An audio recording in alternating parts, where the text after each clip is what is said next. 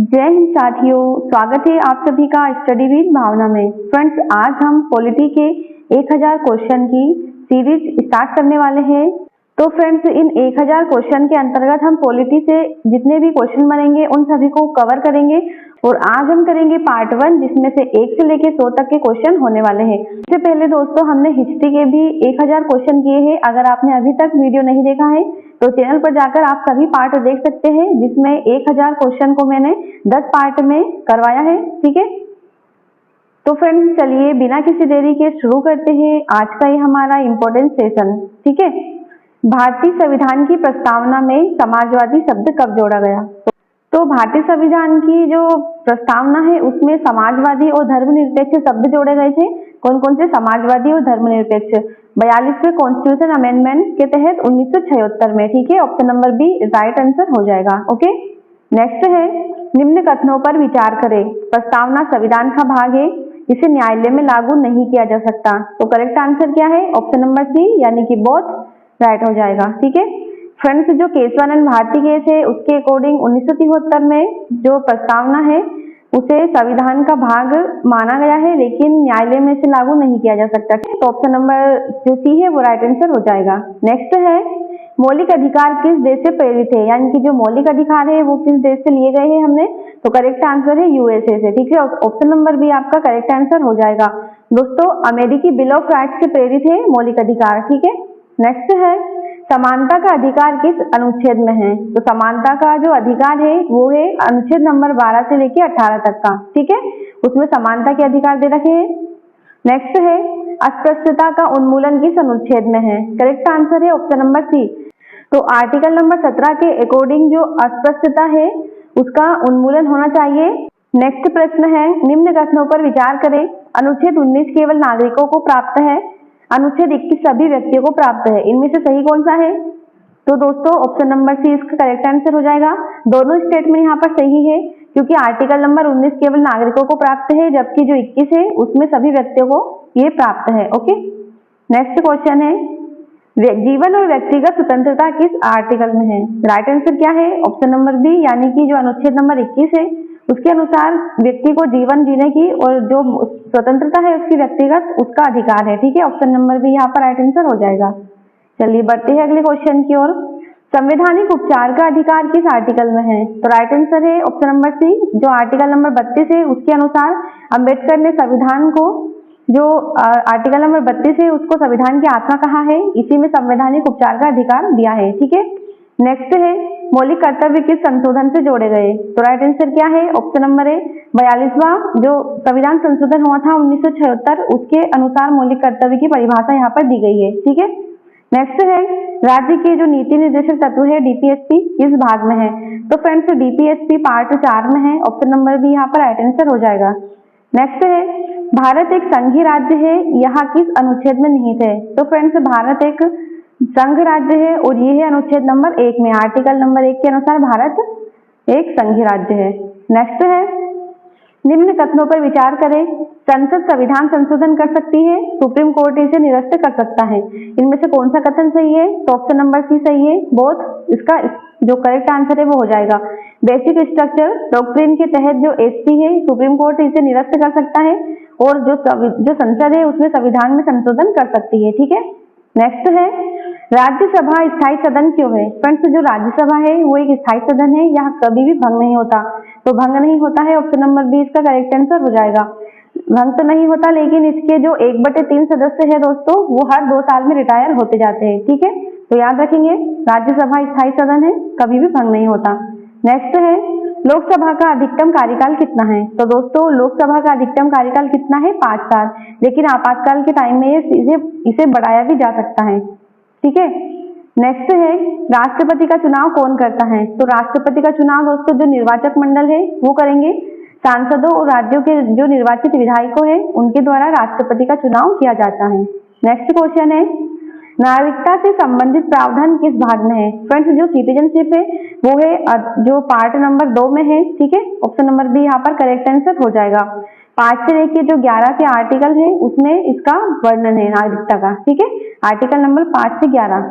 Next है एकल नागरिकता की व्यवस्था भारत ने किस देश से ली है? तो दोस्तों हमने जो एकल नागरिकता ली है वो ली है यूके से, ठीक है, यूनाइटेड किंगडम करेक्ट आंसर हो जाएगा। अगला है निम्न कथनों पर विचार करें। संविधान का भाग 3 मौलिक अधिकारों से संबंधित है, ये अधिकार पूर्ण होते हैं। तो correct answer option number A हो जाएगा, ऑप्शन नंबर ए इसका राइट आंसर हो जाएगा, ठीक है। फ्रेंड्स जो संविधान का भाग 3 है उसमें मौलिक अधिकारों का वर्णन है, और फ्रेंड्स ये जो मौलिक अधिकार है वो पूर्ण नहीं होते हैं, उन पर उचित प्रतिबंध लगाया जा सकता है। तो स्टेटमेंट नंबर 1 यहाँ पर राइट आंसर हो जाएगा, ठीक है। अगला है स्वतंत्रता का अधिकार किस आर्टिकल समूह में है। तो दोस्तों जो आर्टिकल है स्वतंत्रता का अधिकार से संबंधित वो है 19 से लेके 22 में, ठीक है, option number B correct answer हो जाएगा।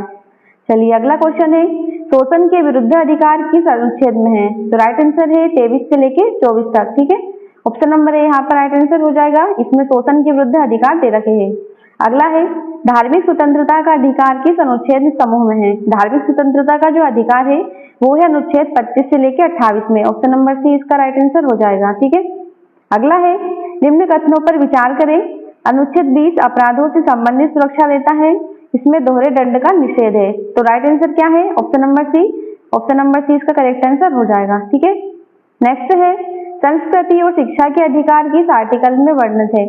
फ्रेंड्स जो संस्कृति और शिक्षा के अधिकार है वो है अल्पसंख्यकों के संस्कृति और शिक्षा के अधिकार अनुच्छेद नंबर 29 से 30 में है, ठीक है, ऑप्शन नंबर बी इसका करेक्ट आंसर हो जाएगा। चलिए बढ़ते हैं अगले क्वेश्चन की ओर। रिट जारी करने का अधिकार किसे है। तो दोस्तों जो रिट जारी करेंगे उसका अधिकार है केवल सुप्रीम कोर्ट को और केवल हाई कोर्ट को। तो किसे होगा, तो ऑप्शन नंबर इसका सी करेक्ट हो जाएगा। दोनों यानी कि हाई कोर्ट और जो सुप्रीम कोर्ट है उन दोनों को रिट जारी करने का अधिकार प्राप्त है। जो सुप्रीम कोर्ट है वो आर्टिकल नंबर 32 और हाई कोर्ट है 226 के अंतर्गत दे रखे हैं, ठीक है।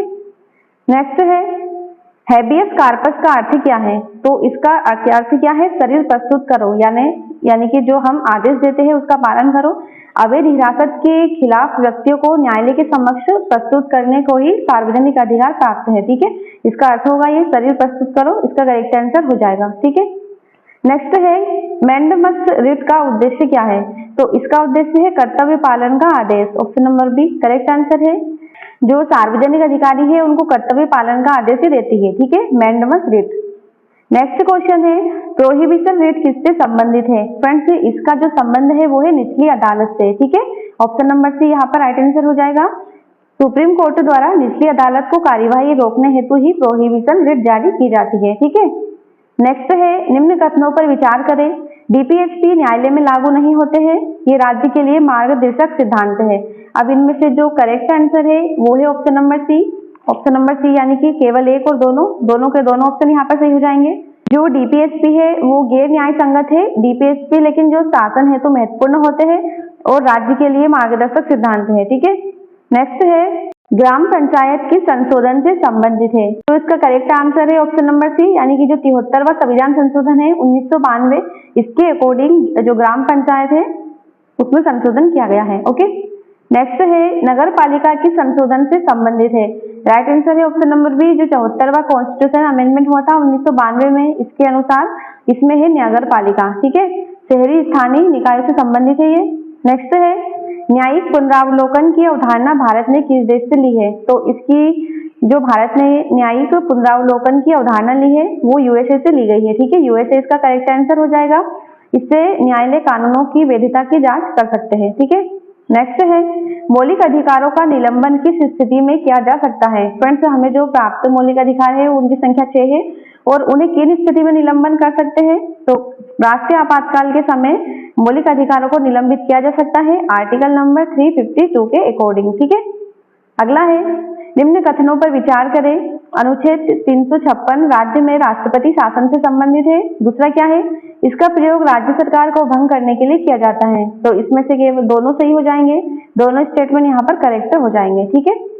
अगला है राज्यसभा के सदस्यों का चुनाव कैसे होता है। फ्रेंड्स जो राज्यसभा के सदस्य होते हैं उनका चुनाव जनता द्वारा होता है, राष्ट्रपति द्वारा होता है, राज्य विधानसभा द्वारा या फिर संसद द्वारा। तो राइट आंसर क्या है इसका, ऑप्शन नंबर सी यहाँ पर करेक्ट आंसर हो जाएगा, ठीक है, राज्य विधानसभाओं के द्वारा। अगला है लोकसभा अध्यक्ष का चुनाव कौन करता है। दोस्तों लोकसभा के अध्यक्ष का चुनाव लोकसभा के सदस्य ही करेंगे, ठीक है, ऑप्शन नंबर सी यहाँ पर राइट आंसर हो जाएगा। बढ़ते हैं अगले क्वेश्चन की ओर। धन विधेयक जो कि मनी बिल है कहाँ प्रस्तुत किया जाता है? इंपॉर्टेंट क्वेश्चन है फ्रेंड्स। जो धन विधेयक है वो हमेशा लोकसभा में ही प्रस्तुत होता है, ठीक है। नेक्स्ट है, निम्न कथनों पर विचार करें। राज्यसभा धन विधेयक को अस्वीकार नहीं करती, यह केवल सुझाव दे सकती है। तो दोस्तों ऑप्शन नंबर सी सही है, यानी कि दोनों स्टेटमेंट यहाँ पर करेक्ट हो जाएंगे। फ्रेंड्स जो राज्यसभा है वो केवल 14 दिन के भीतर इसे सुझाव दे सकती है, ठीक है। नेक्स्ट है, भारत का जो सीएजी है नियंत्रण और महालेखा परीक्षक किसके द्वारा इसकी नियुक्ति की जाती है? तो भारत के राष्ट्रपति इनकी नियुक्ति करेंगे, ठीक है। ऑप्शन नंबर बी यहाँ पर राइट आंसर हो जाएगा। चलिए अगला क्वेश्चन है, वित्त आयोग का गठन कितने वर्षों में होता है? दोस्तों जो वित्त आयोग है वो आर्टिकल नंबर 280 में है, ओके। और इसका गठन कितने वर्षों में होता है? तो हर 5 साल में होता है, ठीक है। Option number C correct answer हो जाएगा। चलिए नेक्स्ट है, भारत का सर्वोच्च न्यायालय कहाँ स्थित है? दोस्तों भारत का सर्वोच्च न्यायालय दिल्ली में स्थित है, ठीक है। नेक्स्ट है, सुप्रीम कोर्ट के न्यायाधीश की सेवानिवृत्ति आयु क्या है? तो इनकी जो सेवानिवृत्ति की आयु है वो है 65 वर्ष है, ठीक है। Option number C correct. अगला है, निम्न कथनों पर विचार करें। हाईकोर्ट के न्यायाधीश की नियुक्ति राष्ट्रपति करता है, इससे सुप्रीम कोर्ट के मुख्य न्यायाधीश से परामर्श लिया जाता है। तो करेक्ट आंसर है ऑप्शन नंबर सी, दोनों स्टेटमेंट यहाँ पर सही हो जाएंगे, ठीक है। चलिए देखते हैं अगला क्वेश्चन, भारत का अटॉर्नी जनरल किनके अधीन कार्य करता है? फ्रेंड्स भारत के जो अटॉर्नी जनरल है वो केंद्र सरकार के अधीन कार्य करेंगे। भारत सरकार का मुख्य विधिक सलाहकार होता है अटॉर्नी जनरल, ठीक है, याद रखेंगे। चलिए अगला क्वेश्चन है, अनुच्छेद 370 किस राज्य से संबंधित था? फ्रेंड्स आर्टिकल नंबर 370 वो संबंधित था, option number B Jammu Kashmir से। जम्मू कश्मीर को इसके तहत विशेष राज्य का दर्जा प्राप्त था, लेकिन ये आर्टिकल अब निरस्त हो गया है, ठीक है। अगला है, राज्यपाल की नियुक्ति कौन करता है? फ्रेंड्स राज्यपाल की नियुक्ति भारत के राष्ट्रपति के द्वारा की जाती है, ओके। नेक्स्ट है, संविधान का संरक्षण किसे कहा जाता है? तो भारत के जो संविधान का संरक्षक है वो सुप्रीम कोर्ट को कहा जाता है, ओके।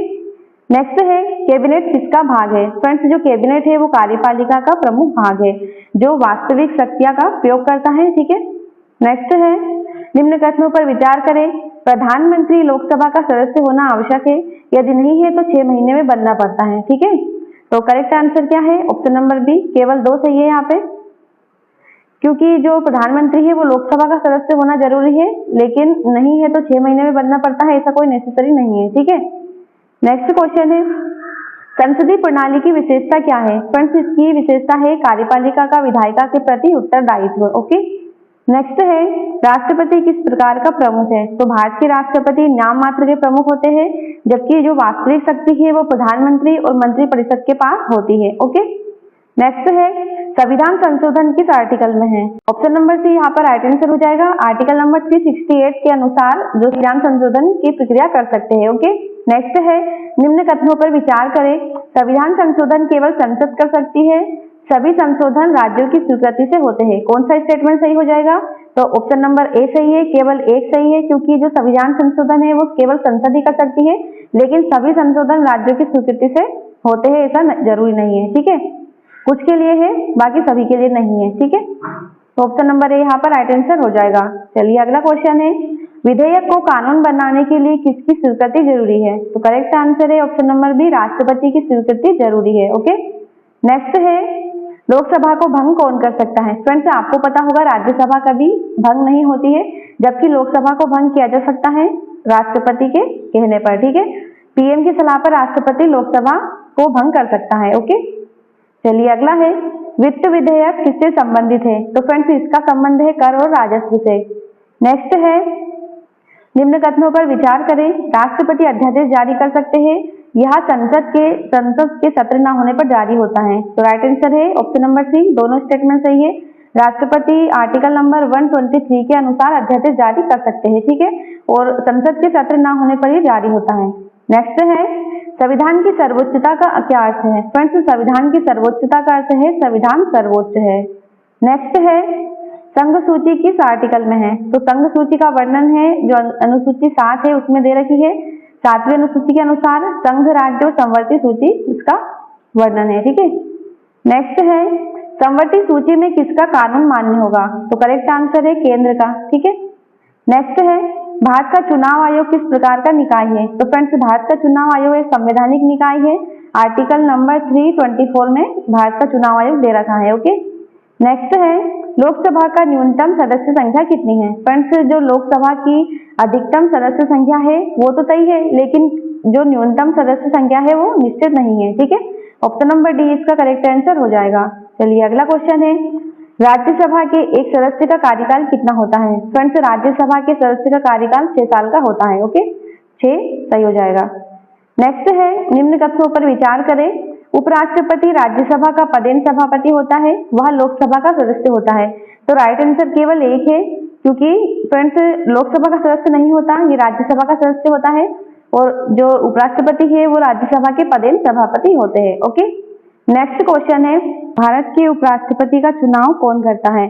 तो फ्रेंड्स, जो भारत के उपराष्ट्रपति है उनका चुनाव संसद के दोनों सदन यानी कि लोकसभा और राज्यसभा के सदस्य करते हैं। ठीक है, नेक्स्ट है, प्रधानमंत्री की नियुक्ति कौन करता है? तो प्रधानमंत्री की जो नियुक्ति है वो राष्ट्रपति के द्वारा की जाती है। ओके, नेक्स्ट है, मंत्रिपरिषद किसके प्रति सामूहिक रूप से उत्तरदायी होती है? दोस्तों, जो मंत्रिपरिषद होती है वो लोकसभा के प्रति उत्तरदायी होती है, जो इसका वर्णन है वो है अनुच्छेद नंबर 75 में। ओके, नेक्स्ट है, निम्न कथनों पर विचार करें। राष्ट्रपति संसद का हिस्सा होता है, वह संसद की बैठकों में भाग लेता है। तो केवल ए सही हो जाएगा इसका, राष्ट्रपति संसद का हिस्सा होता है लेकिन संसद की जो बैठकें होती है उसमें भाग ये नहीं लेता है। ओके, तो option number A correct answer हो जाएगा। चलिए नेक्स्ट क्वेश्चन है, संयुक्त अधिवेशन कौन बुलाता है? फ्रेंड्स, जो आर्टिकल नंबर 108 है उसके अनुसार संयुक्त अधिवेशन बुलाया जाता है। किसके द्वारा बुलाया जाता है? तो राष्ट्रपति के द्वारा बुलाया जाता है। ओके, आर्टिकल नंबर 108 के अकॉर्डिंग लोकसभा अध्यक्ष इसकी अध्यक्षता करेंगे। ठीक है, नेक्स्ट है, लोकसभा अध्यक्ष का त्यागपत्र किसे दिया जाता है? तो त्यागपत्र देंगे उपाध्यक्ष को। ठीक है, अगला है, वोट ऑन अकाउंट का उद्देश्य क्या होता है? तो इसका उद्देश्य है अस्थायी खर्च की अनुमति, क्योंकि जो सरकार है उसको अस्थायी रूप से खर्च करने की अनुमति देता है वोट एंड अकाउंट, जब तक कि बजट पास ना हो। ठीक है, option number B correct answer हो जाएगा। चलिए देखते हैं अगला क्वेश्चन, निम्न कथनों पर विचार करें। सीएजी संसद के प्रति उत्तरदायी है, वह राष्ट्रपति को रिपोर्ट देता है। तो फ्रेंड्स, दोनों स्टेटमेंट सही हो जाएंगे, राष्ट्रपति को रिपोर्ट देंगे और संसद के प्रति उत्तरदायी होता है भारत के सीएजी। ठीक है, नेक्स्ट है, राज्यपाल का कार्यकाल कितना वर्ष का होता है? तो दोस्तों, राज्यपाल है उनका जो कार्यकाल है वो राष्ट्रपति की इच्छा पर निर्भर करता है। ठीक है, नेक्स्ट है, तो इसका option number D correct answer हो जाएगा। चलिए अगला क्वेश्चन है, राज्यसभा के सदस्यों का चुनाव किस पद्धति से होता है? राइट आंसर है आनुपातिक प्रतिनिधित्व पद्धति के अनुसार। सिंगल ट्रांसफरेबल वोट द्वारा आनुपातिक प्रतिनिधित्व प्रणाली अपनाई जाती है। ठीक है, नेक्स्ट है, संविधान की प्रस्तावना में कितने आदर्श होते हैं? तो भारतीय संविधान की प्रस्तावना में कुल 5 आदर्श है। कौन कौन से है? न्याय, स्वतंत्रता, समानता, बंधुता और संप्रभुता। ठीक है, नेक्स्ट है, भारत में संघीय प्रणाली किस प्रकार की है? तो दोस्तों, भारत में संघीय प्रणाली संघात्मक और एकात्मक मिश्रण है। ठीक है, भारत में संघीय ढांचा है लेकिन केंद्र को अधिक शक्तियां दी गई है। ओके, नेक्स्ट है, मिलान कीजिए। तो इसका करेक्ट आंसर है ऑप्शन नंबर ए, यानी कि ए का 2 हो जाएगा। अनुच्छेद 14 समानता संबंधित है, जबकि जो अनुच्छेद 19 है वो स्वतंत्रता से, और अनुच्छेद 21 का संबंध है जीवन जीने के अधिकार से, और आर्टिकल नंबर 32 में संवैधानिक उपचार। ठीक है, नेक्स्ट है, भारत में संविधान सर्वोच्च है, संसद किसी भी कानून को बदल सकती है। तो जो असर्शन दे रखा है और इसका रीजन दे रखा है, तो इसमें से सही क्या है? फ्रेंड्स, इसका करेक्ट आंसर है ए सही है, जबकि आर गलत है, क्योंकि जो भारत में संविधान है वो सर्वोच्च है और जो संसद है वो किसी भी कानून को बदल सकती है, तो ये गलत है क्योंकि संसद सीमित है। ठीक है, नेक्स्ट है, बेसिक स्ट्रक्चर डॉक्ट्रिन किस मामले से संबंधित है? तो इसका संबंध किससे है? केशवानंद भारती केस से, जो कि 1973 में आया था, यह सिद्धांत स्थापित हुआ था। ठीक है, नेक्स्ट है, निम्न कथनों पर विचार करें। संसद संविधान के मूल ढांचे को बदल सकती है, सुप्रीम कोर्ट इसे रोक सकता है। तो करेक्ट आंसर है केवल 2, मूल ढांचे को बदल सकती है संसद, ऐसा नहीं है।